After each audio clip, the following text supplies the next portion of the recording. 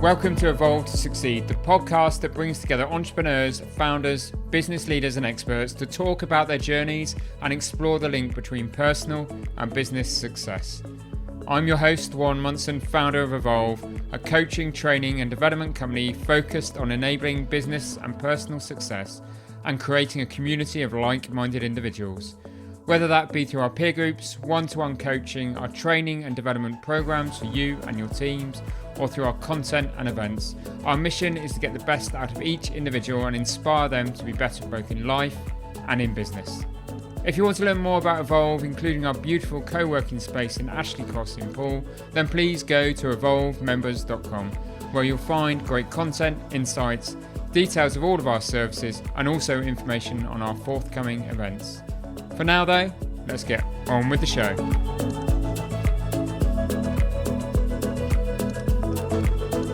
Welcome to this week's episode. Today I'm talking to Sarah Turner, co-founder of health tech company CeraThrive, as well as a host of the Rebel Scientist podcast.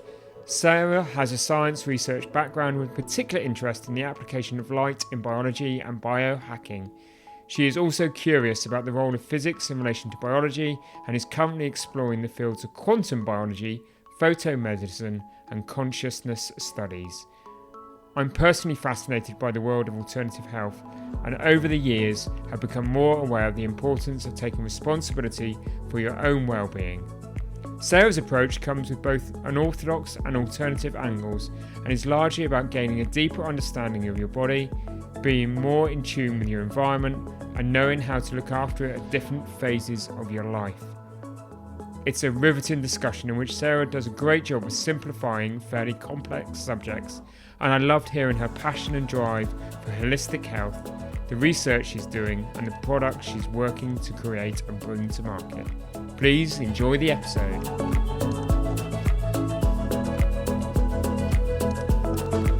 Hello Sarah, welcome to the Evolve to Succeed podcast. Hi Warren, it's lovely to be here. It's great to be having this conversation with you today, Sarah. I'm going to talk to you a little bit about your new startup, CeraThrive. That's right. Have I pronounced that right? Yes, CeraThrive, yes. CeraThrive, good. And also, about your podcast, which is called The Rebel Scientist, which probably gives our listeners a bit of a background to you before we even start. Yes. But the main focus of our discussion really today is about alternative health and biohacking. So for our listeners who might not have heard of biohacking, could you explain to us what it actually is, because it sounds quite scary to start with, yes, and how you came to be involved with it? Yeah, it's a bit of a funny word. It's a bit kind of masculine. It's a bit kind of techified, biohacking. And I think that's because really it evolved out of Silicon Valley, where they had all the computer stuff and hacking was a big word. And it's accredited to a guy called Dave Asprey who first coined the term biohacking. Okay. But really, my interpretation is just how you hack or you modify your environment, internal and external, to optimize your biology. Okay. So that's the term I use. It can be taken in the extreme, and I know if people like Google biohacking, they may come up with all kinds of crazy things where people... Science fiction, nearly. Almost, yeah. People putting things in their eyes so they can see differently, microchips under the skin, like gene splicing. So that's the kind of extreme version, which is normally called now transhumanism. Okay. But biohacking and the kind of biohacking I do and the kind of biohacking my friends are all into is more about changing your environment to be more like a natural environment that we've evolved in to optimize your biology. Brilliant. Right. So that's an initial explanation, yes, and I'm starting to understand already, which is good. So can you give some examples of the biohacking that, you talk about being more at one with your environment, really? So it gives us, our listeners, some good examples. Well, I'll start off with light, because that's my thing. Yeah. So if you think about human biology, really we've only had artificial light for a few hundred years. But as humans, we've kind of evolved these bodies, probably in this current form for about 200,000 years. Yeah. So we are totally evolved to deal with light in a certain way. And one of the more simple ways to understand that is, like your circadian biology. As humans or diurnal mammals, we have evolved to kind of see morning sunlight, to be active during the middle of the day, to not really have any light in the evening. That's the time when winding down, sitting by a fire. And then obviously going to sleep.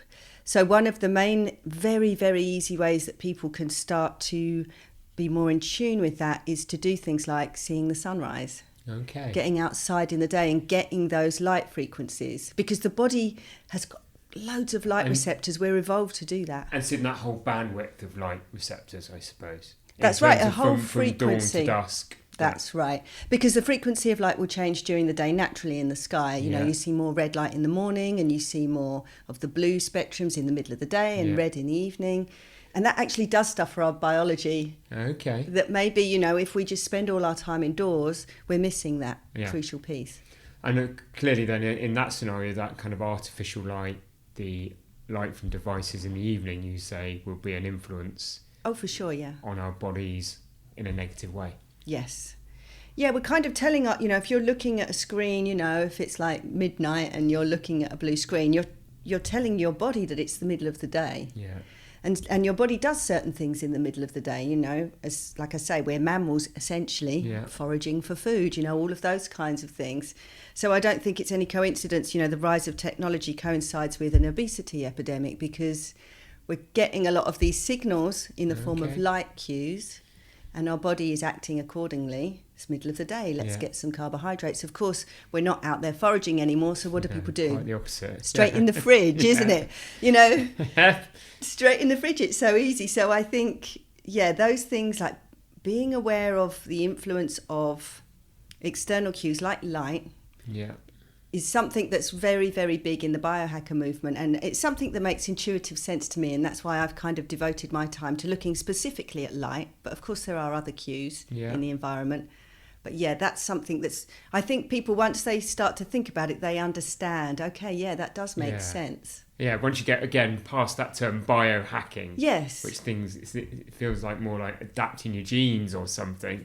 And you really talk about what it really means, which is actually being at one with the nature, being in one in the environment, tuning your body accordingly. Yeah, that's right. Then it becomes more real, isn't it? It's something that people would understand and adapt to more. Yeah, I think the hacking word needs to go, really, but we're kind of stuck with it for now. Things.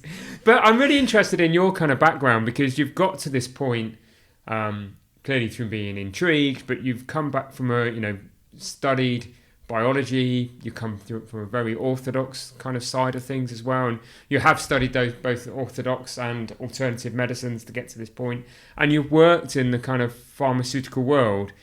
So, tell us a little bit about your journey and how you came to be where you are today, Sarah.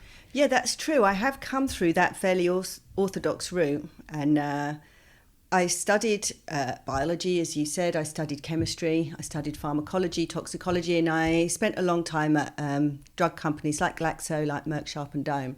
And actually it was there that I started to kind of intuit that, maybe there's more to health than just, one drug that fits one symptom. And I'm not big pharma bashing. I do think there is a place for it, but I also think for long-term health issues, a more holistic view is needed. Yeah. And I'll just give you an example. When I was working at Glaxo, I was on a task force looking at drug inhalers for asthma. And they don't work for some people, and why not? And so we began to find out that they don't work so well if you've got a big build-up of static charge in your body. Okay. Because the charge affects the deposition of the drug particles in your lungs. Yeah. So, of course, I was working for Glaxo. They have their mission, which is to produce good products. So they were making a product which has less static in it. Yeah. But from my point of view, I was thinking, well, the easiest thing is just to ground people. Yeah. Just get outside. Really, it's a very simple thing to do. Get outside, stand on the ground, and that's it. You will dissipate the static charge. Right. Take your inhaler and it will work better. Yeah. But of course, that's not something, that people want to... Doesn't fit necessarily in that doesn't corporate necessarily environment, fit that corporate environment. And also it's a holistic approach where, it's... People don't want to be, they want a simple instruction. Yeah. Do this, A to B to C. Yeah. Instead of a more holistic, okay, let's think how we can maximise efficacy. So really just from doing those simple experiments, I began to say, okay, that really we need to take responsibility for ourselves first. Yeah. Because it could be if you grounded every day, maybe you don't need the drug. Yeah. Because it could be the build-up of charge that's causing the malfunction to happen in parts of the body. Yeah. So that's where you're right. I spent a lot of time in that kind of orthodox world, and there is a place for those kinds of things in acute care. But I've very much switched my focus now for chronic long-term health to things where you can take responsibility, very small, simple things you can do to maximise your environment. So, which is brilliant, because I think that when I looked into your background before we recorded this, and I love the entrepreneurial aspect of what you're doing now, but I was also really intrigued by kind of the alternative health and alternative medicine for so many, many reasons, and that long-term kind of care and what it can bring and how you look after yourself. But what actually made me really intrigued about having you on the podcast was that credibility of having been that side. And I've read articles and I've listened to some stuff that you've done on the Rebel Scientist podcast, and I'm like, well, actually, she's not bad-mouthing Big Pharma. This isn't somebody, woohoo, kind of, this is somebody that's come from that world that says there could just be a better way. And I think that's really interesting. So when I then think about it, and then I think about, you talk about, chronic health and looking after your long-term health. If we've got a listener listening to this, perhaps in a, business owner, business leader in a stressed environment, what are some of the simple things that you would recommend that they could do that would aid their long-term health? We've talked about light as one example. Yeah, like I say, these are very simple things. It's about trying to live as much as you can in tune with a natural environment that our bodies have evolved on. So I would say the easiest thing you can do is, before you look at your phone in the morning, look at the sun. Okay. I mean, if you can stand outside on grass and ground while you do it, doesn't matter if it's snowing or raining or whatever, you've only got to do it for a couple of minutes. Yeah. That will set you up for the day. Your body will then start to know where it is on the planet, because you've kind of grounded yourself, you've dissipated any charge, and you're seeing the natural light. So you've kind of centered your body. It's like, okay, it's the start of the day. And this has a massive effect on hormone production and all kinds of things that will set you up for even hormone production in the evening. Starts with the body getting the cues at the start of the day. Okay. And then being outside as much as you can. Now, I know we all have jobs to go to and screens to look at. That's everyday life, of course. But, if you can walk at lunchtime, and just an hour, you're getting those frequencies. Okay. And then, of course, sleep. Yeah. Now, sleep is now being thought of as one of the major influences of health down the line, and certainly things like dementia and long-term health illness seem to stem from a lack of sleep, or a lack of good quality sleep. Yeah. So prioritising sleep, it's not the most exciting or sexy thing you can do, is it? To say, right, you've got to go to bed early. Got to go to bed, got to go to sleep. Yeah, but trying to sort of make sure that for the majority of the nights you go to bed, at like 10 or 11 o'clock, so that you're asleep during those hours where the brain is actually... when your body naturally wants to be asleep. That's right, because things happen during certain hours. Your body is kind of like a clock. Okay. It does different things at different times of the evening, and so the body actually flushes the brain during periods of deep sleep, which usually occur sort of around about midnight, 2 o'clock. It may be 11 o'clock to 2 o'clock. Okay. So if you're missing that, you're not flushing the brain, long term, that could possibly build have up chemicals and all sorts. Yeah, build up of toxins. You're kind of setting yourself up for long-term health problems. Yeah. And of course, I don't have to talk about eating good food. I mean, we kind of know it, but it's something to... We all know it. We all know it. It's so easy, isn't it? We hear it all the time. Fruit and vegetables, stay away from processed foods. Actually, I think from the food side, now people are starting to look at things like carnivore diets, actually putting more meats and more animal fats into people's diets, which is something we've been told not to do for a long time. Yeah. So things like healthy fats, making sure less processed food, maybe adding a little bit of salt. These are things where people need to do a bit of research, because certainly, the advice, and we're bombarded with packaged foods that claim to be healthy but actually are just processed foods, So healthy foods, good water, if you can, filter your water. Yeah. These are all little things you can do that add up. Potentially they add up. Grounding, cold water, that's something I know. I was lucky enough to meet Wim Hof. Have you heard of him? The Iceman? No, I've read his book, as most people these days I have. But I do a cold shower every morning. It's one of my things that I do, Simple things. But, cold water has now been shown to have a huge, what they call hormetic response, which is like a little bit of stress that's good for you. Yeah. Your body needs a little bit of a challenge, and to have like a cold water shower, or even like face dunking where you put your face in iced water. Yeah. if you can do cold swimming. I mean, here we're lucky. We live in Bournemouth, so we can go swimming in the sea. Yeah. Just 10 minutes, and you totally kind of charge your body. You change the body's chemistry. You kind of exercise your blood vessels because they're contracting and releasing with the cold and the heat. Again, these are not things where you need a lot of gadgets. You don't need a lot of money to do any of these things I've said so far. Yeah, nothing so far at all. So where are you on sort of kind of, I'll say, beauty products, shampoo, shower gels, anything that you put on your skin that involves everyday products versus, toxin-free products? Yeah. Is that part of biohacking again, or is that a completely different subject? No, of course that's biohacking, because all you're doing is, we didn't have Head and Shoulders and Timotei, when we were like... in the cave times. This is something that's very new. Yeah, of course. And so as much as possible, remove toxins from your world, from your cleaning products, from your household products. I don't use any of these kind of face creams. I just use coconut oil. Right. Coconut oil's got its own sun protection factor. It's easy to get hold of, and it's just 100% that one thing. I mean, people, obviously you have to look at your life and see what your priorities are. And, if you definitely can't give up, a fancy shampoo, maybe you could change your cleaning products But I do think we live in a very toxic world. Yes. And a lot of it is unnecessary, and a lot of it is marketing. Yeah. And, you could probably clean your counters just as well with some vinegar as you could with this kind of highly toxic chemical.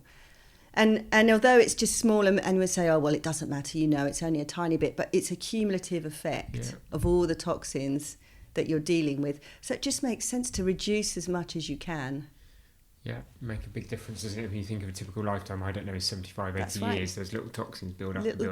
Building up, yeah. And I think things like, certainly, like say, my main education pathway is in brain health. Okay. And certainly looking at brain health, there is evidence to suggest that a build-up of toxins in the body, what they call neuroinflammation, is one of the major causes of getting dementia down the line. So, if it's something very simple like swapping out your beauty products for non-toxic ones. Yeah. And it's also more ethical, You don't want to be polluting the planet that we live on as much as you can. No, there's two sides to it, isn't That's it? There is the environmental as well as the personal health aspects as well. But you've spent time living in California, you've studied and researched at Berkeley and MIT as well, so renowned kind of universities over there. How do you... in my naive approach, maybe, or way of view of the world, I see America as, that is big pharma world. Everybody's on some sort of drug over there. But how do they approach this world and these subjects of alternative medicine? Are they far more receptive to it than perhaps we are in the UK and as Europeans, or is it very similar? Well, I think certainly there is more opportunity in the States for alternatives in science. They are a lot more open-minded. Okay. For sure, California. And I think maybe because it's fairly new, they don't have this whole academic history that, we bring with us in Europe. Yeah. And so they can be a little bit more open-minded. And certainly there are a lot of, like, the big organisations, like the big universities like Harvard, is probably that's accredited with the most research in photomedicine, for example. Okay. They have Dr. Hamblin there, who's usually, the most published guy on photo-biomodulation, which is a very long word for just light therapy. So that is light therapy. I was just going to check on that because I'm thinking that must be light therapy, but that's what it is. I know, it's a very long... Again, we're kind of stuck with these ridiculous words, but photo as in light, bio as in biology, and modulation as in changing something. Yeah.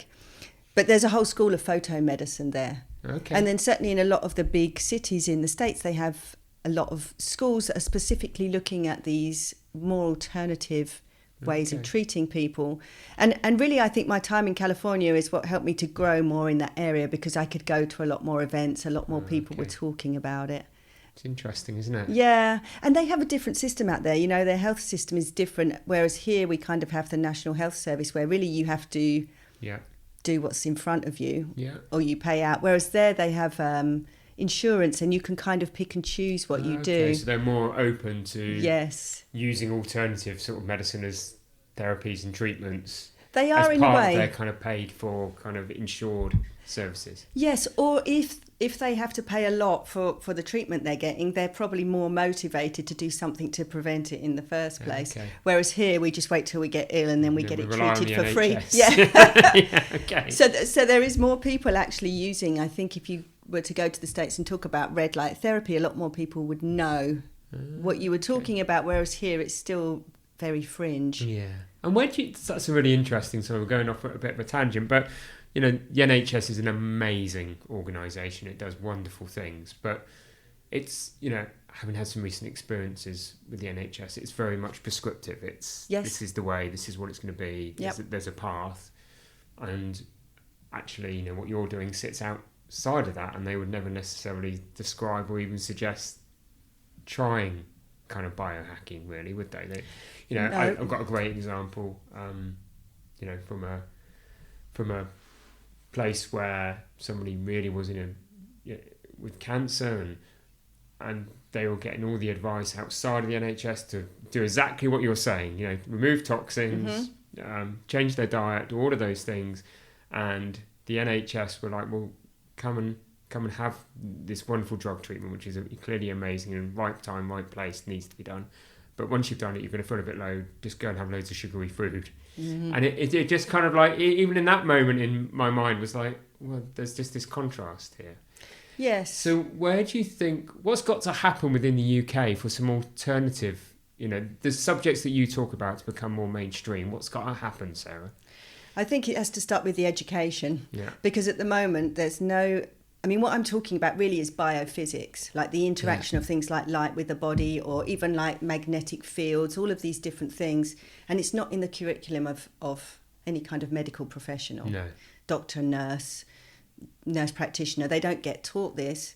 So for a start, you don't know what you don't know. Yeah. So I've spoken to a lot of doctors and they're quite astounded that light can even penetrate the skull, Okay. And I'm like, yep.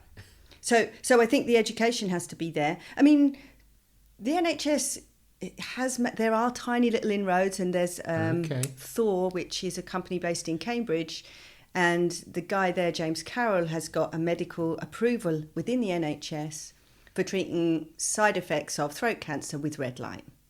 Okay. But really that's because there's nothing else. Okay. They've got nothing. They've got no drug, and so they're willing to look at it, because I think we are still very much in a pharmaceutical model. Yeah. And we are very much still controlled by the pharmaceutical giants, certainly financially. So, we are bound in that way. They there are dictate the way the world...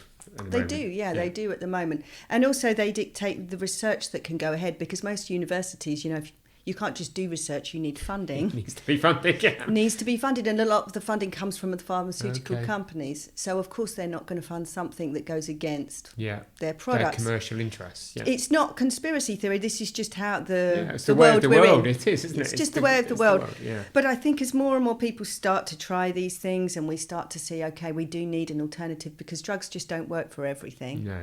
And like I say, it's great that James Carroll's made it to make a little inroad, and you can get it light therapy on the NHS for certain things. Yeah. I mean, even light works in different ways, but things like jaundiced babies, we've been using light therapy for jaundiced babies for a very long time. Yeah. It's not red light, it's a different spectrum of light, but it is recognised. As light therapy. And I think the other thing is people have to take personal responsibility for themselves, because you can go to the doctor and be told what to do, but ultimately it's your choice. Yeah, it's your body, isn't it? It's your body. Health. Yeah. And for a start, you can do preventative as much as you can by doing these simple things. And secondly, you can make a choice that, no, I'm going to research this myself. Yeah. I'm going to eat healthy, I'm going to try all of these different things. And self-experimentation is really the ultimate form of science. Okay. I suppose that what science is, a series of experiments, isn't it? It's about doing something and observing the effect. So, you can observe the effect. If your doctor tells you to go home and eat sugary foods to make yourself feel better, try it for a week. Yeah. And then try walking out in nature, eating good healthy fats, getting rid of toxins, and see which one actually makes you feel better. Definitely. Because that's the test, isn't it? It is. And I suppose, everybody's body is different, isn't it? There must be some common themes in the way in which our bodies operate, as you've talked about, in terms of sleep and reaction to light. But I suppose what works for one person won't work for another in terms of this world of biohacking? I mean, there must be some common themes. So I suppose it is about self-experimentation. It's about, you're totally right, because I think that's another thing that gets missed out, certainly in the current medical model, that your body is going to change depending on how old you are, what sex you are, where you are in your life, what stresses you have going on. So these are all things where you can totally tailor your own program to suit yourself. Yes. I did a brilliant podcast the other day with a lady who was talking about women's menstrual phases, and certain hacks or even certain medicines don't work the same depending on the phase of your menstrual cycle. Okay. Again, these are things that you're not going to find in the textbook, or your doctor's not going to tell you, because it's just too nuanced and they need like a general message for people. Definitely. But if you're taking responsibility for yourself, you can research these things. Yeah. I mean, we've got the internet now, there's but isn't that a dangerous place? You just have to be discerning. Okay. Yeah. You do, and I think there are places where you can look for credible research. If someone says something, is it backed up by someone else? Are there papers behind it? And I think, when people start looking at these things, I mean, we spoke about Wim Hof, he's such a brilliant character, and he brought all of this cold. Yeah. But actually, he's done a lot of work, certainly in the Netherlands, like actually documenting this and publishing it and getting universities to... He's actually done, using himself as the patient and experiments on himself again, but actually done it under medical supervision, hasn't he? That's why right. And it's documented. Some of his stuff is now coming mainstream, because actually there are doctors and medical professionals actually supporting what he does and can see the benefits. Yeah. And if you now Google, cold thermogenesis or cold, there's a whole lot of medical papers that you can look at. Now, I know not everyone wants to look at medical papers, but you can certainly just look at the abstract of papers, or you can look at where they've been summarised and make your own judgment. Yeah. So I think really we do live in a time where we kind of maybe put too much faith in doctors to kind of tell us what to do, when really, you're right, the only people that really know about ourselves and our body is us. So to use yourself to kind of think, right, okay, does that sit right with me? Let me try it. If I eat sugar, I don't feel good. So, I will maybe try this. Yeah. And are you one of those, so you'd also, by the sound of it, advocate a process where you try something, see how it works. If it works for you, great. Now try something else, rather than, we're all yin yang in life in the modern world, isn't it? We feel rubbish. So, right, big bang, big thing, right, I'm going to try everything at once. Would your kind of thing be, well, just commit and build on it and build on it and build on it? I mean, what would your approach if you were advising somebody? My approach is to start with the basics first, because you need to build up your resilience and it's no use thinking, right, okay, I'm going to swim for an hour in cold water, if you're really stressed out, because your body won't like that, but if you start with the real basics like sleep, very, very basic, getting outside, reducing stress, those things, if you can start with that, build up your own resilience, then for a start you can make better decisions and better choices. So you can decide to do something extreme, like, I'm only going to do carnivore and I'm only going to eat meat for a month. That's something that you could try. But I think building up to it is a good idea, and just building up with... Step by step. Yeah. Reducing toxins, and that includes like alcohol or any kind of drugs if possible. Sleep, getting outside. Then you can start to look at, okay, how can I tweak? Because some of these things are more tweaks, aren't they? Yeah, like, nuances. They're nuances. Yeah, like like some of these, I have a lot of different devices that do a lot of different things. You can change your magnetic fields. You can change the ions in your room. Yeah. But I think checking your internal environment and checking your external environment, because people tend to forget about their external environment. Like, are you living in a mouldy house? That can have a massive effect. So that might be somewhere, if you notice that you've got all black mould up your walls, that might be a good place to start. So it's about looking at your internal and external environment and prioritising and maybe making a few changes. Yeah. See how you adjust. Build your resilience. Yeah. Build your resilience, go again. That's it. So in what's the ultimate future of, I'm going to use the word again, biohacking? I mean, how different do you think our health and our medicine and our bodies are going to be in, say, 30 or 50 years' time? Do you think this will become more mainstream? What journey would you hope, the world's population is on in terms of biohacking and some of these subjects? I have two different minds about it. Sometimes, when I look round and everybody's glued to their phone and kids are all addicted to screens, and it seems like, now we're getting Web3 and now, it seems to me like, oh my goodness, I don't even know what it's going to be like in 5 or 10 years' time, because certainly technology seems to be here to stay right now. Yeah.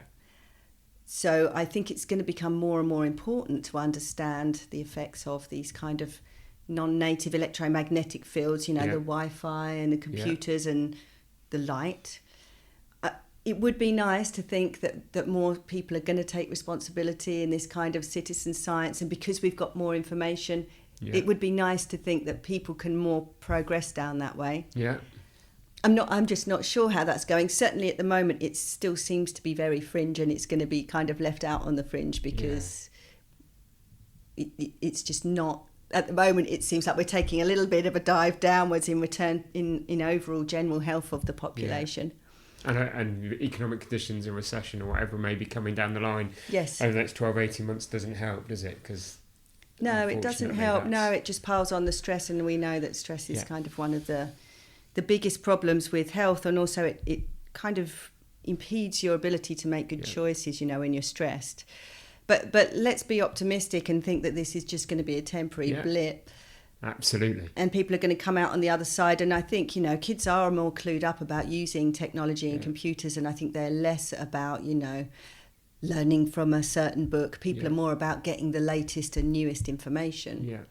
So certainly I'm hoping there's going to be more investment in learning about biophysics or learning about the physics of biology rather than just following this chemical model. Yeah, which is really interesting. When you say that I'm thinking about 2 girls, and I think the interest that they've got more in sustainability and the environment, and sort of obsessed with technology and their phones, of course. But they're also interested in sustainability and the environment, and kind of to a degree what they're eating.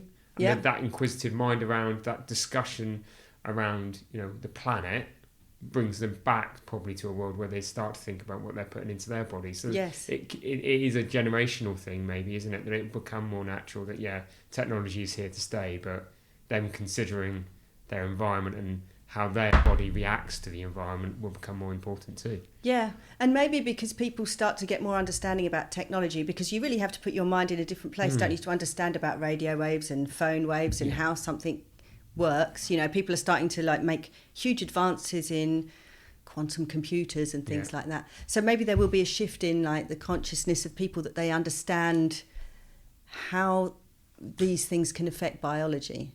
And then I think there will be a massive shift, because people will think, oh, okay, it's not just chemistry.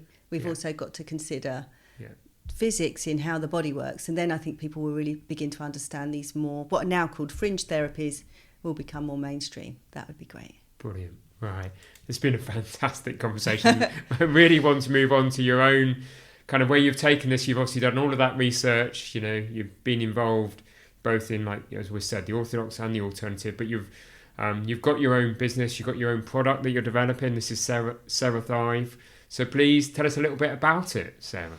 Yeah, so like I say, my passion really is light and the brain. So if you put those together, you kind of get a light therapy device for the brain. And this is something that, again, it seems a little bit out there, that you could shine light just across the surface of the, really the device just looks like a headband with light clusters on it to have an impact. So it's not something that goes across your eyes, it's something that goes across your forehead. Goes across your forehead. Okay. Yeah, goes across your forehead, and I've got one at the back. I've got one I might show you after we've had our little chat. Please do.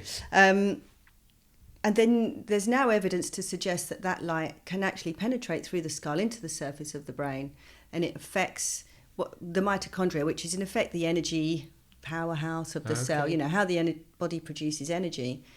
And this has a huge cascade effect on all different things that happen in the brain. And they're starting to show things like post-traumatic stress, Parkinson's, Alzheimer's, dementia, all have a positive effect from just this very simple procedure of shining light. Non-invasive, non-toxic. Yeah. You're just really, what you're doing is you're kind of harnessing that natural healing light of the sun. Okay. But you're doing it in a very concentrated and directed way. Okay, yeah. And people are starting to look at other ways of doing it. You can maybe oscillate the light, so you can flicker the light to match brain waves, and, you can kind of have brain effects in that way. Yeah. So it's very fascinating. It is. It's totally, and I got totally into it, and also I'm interested in like a holistic view of the body, and the gut is hugely implicated in things like Parkinson's. So I also have a gut panel that goes across, so you can do both at the same time. Right. And this is really for people, one who want to prevent illness. Yeah. Again, that's a harder sell, of course. Yes. Because people don't want to think about dementias and things until it's there. But potentially it's a preventative medicine. But then for people who already have these conditions, potentially it's a way to relieve symptoms. Okay, and prolong life, or prolong the onset of So that's kind of the ultimate goal. But as you say, at the moment it's not recognised by any of the major medical institutions. So I can't, in my marketing, I can't say, okay, I'm looking at ways to treat Parkinson's, for example. Okay. But what I can say is optimising brain health, and which is something, again, which is now proven that if you shine light on the brain, you can get better cognition, memory, recall. Yeah. So the way that I'm looking to go with the company is to have a device that's marketed to help people improve their brain health, optimise, rather than treat any condition, because then, you're not making a claim that goes... That isn't validated. To be fair, it's not. None of these things are validated. You need to do the medical research. It needs a lot of clinical trials. Clinical trials to be which able to are say underway. That. They're underway in all different places, but at the moment, it's not something that is registered with any of the big medical bodies. However, it is recognised. You can help with cognition and memory and sleep and all of those good things that are. Who doesn't want better? So many questions again now. No one has time. So one of them I've got to go back to is this kind of, perhaps there is a big thing, isn't there, about brain health, gut health, and how the two interact. And that's a subject again on its own. But clearly you've seen evidence of that, and looking after your brain and your health through meditation or whatever it may be, or light therapy, and dealing with your gut health in the same way. They are linked in your view. They are linked, and it's, like I say, there are studies underway. There are a lot of studies using, for example, like a rodent model. Yeah. And they can shine light in two places, like on the abdomen and on the head, and then they see increased abilities of the animal. Okay. It's more and above that if you just shined on one of those two areas. There are now people who are looking at this in a very serious way for clinical trials with human subjects to show, you can have a systemic effect, and that by that I just mean you can shine the light in one place and it has an effect on another. Okay. So a systemic effect of shining light, for example, in the gut on brain health. Wow. So again, I think we really do need more people to be interested in this so we can really understand the mechanisms behind it. But certainly it seems like giving the body more energy, allowing more waste removal. There are certain even epigenetic changes, and that just means like how genes may or may not be expressed, that seem to be triggered by this very simple light therapy. Wow. Yeah. So the second kind of bank of questions I had, I could still go on with the gut and brain health for a little bit, but let's move on, is around this. This must be a very challenging business. Yes. To get off the ground. Yes. Because, as you say, there's a little bit of nervousness in the market. There's a little bit of non-acceptance. And so you're trying to build that evidence of work to enable people to see there is a benefit in this, as well as all the normal startup challenges of funding, designing a product, getting a product to market and all those things. So where are you actually right now on this journey? So right now, I have a product. It's going to the prototype stage. So I've got as far as getting the product and getting the prototype. So I will have 25 working prototypes, hopefully next month. And you're right, it's a massive challenge to get that far. And I teamed up with a group in the Netherlands in order to get the funding to get this far. Yeah. And now I am finding a lot of challenges of getting funding to go to the next stage, which is the production phase, because of all the things we spoke about. For a start, you can't really talk about the main function of it. You have to kind of talk around it. There is some resistance, because people they don't understand what they're investing in. And of course, that's really off-putting. And there is actually like negative pressure to invest in something where, if you haven't got all of these relevant approvals. Yeah. So there's a lot of hoop jumping that I've had to do to get this far. So in all honesty, I don't know how far it's going to go, because there's been a couple of similar companies that I've noticed that have had major problems even after this stage. Okay.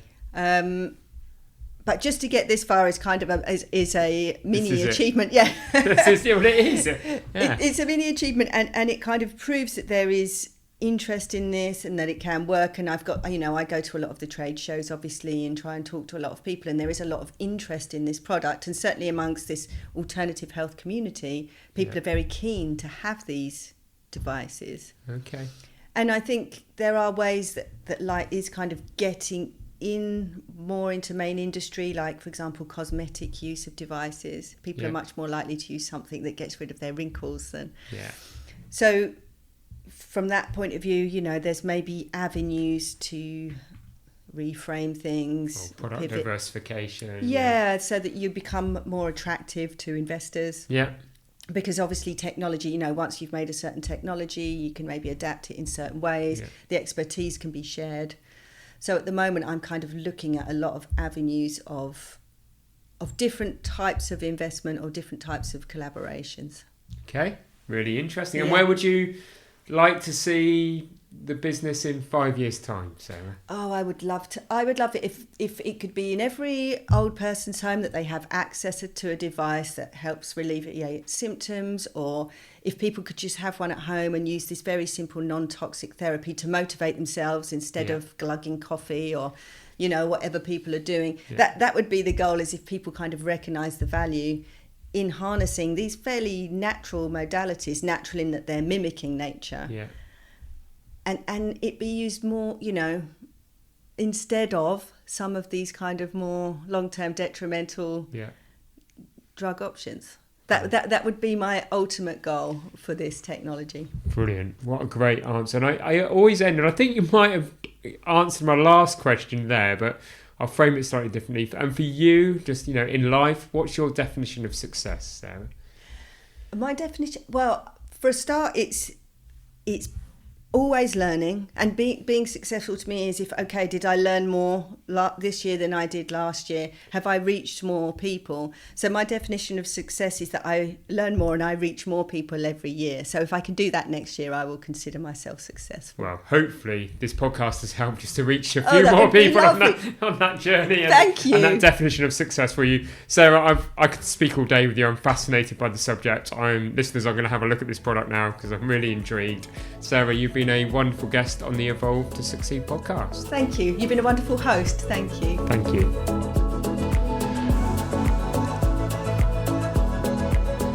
Thank you for listening to the Evolve to Succeed podcast. My hope with every episode is that you've learned something new or heard something that challenged your way of thinking and further motivated you on your path towards becoming a more knowledgeable, informed and inspired individual and business leader. If you enjoyed this episode, then please help us by rating, reviewing and subscribing. We really value your feedback and would love to have you along for future episodes. And please don't forget to learn more about Evolve by going to evolvemembers.com. Thank you for listening. See you next week.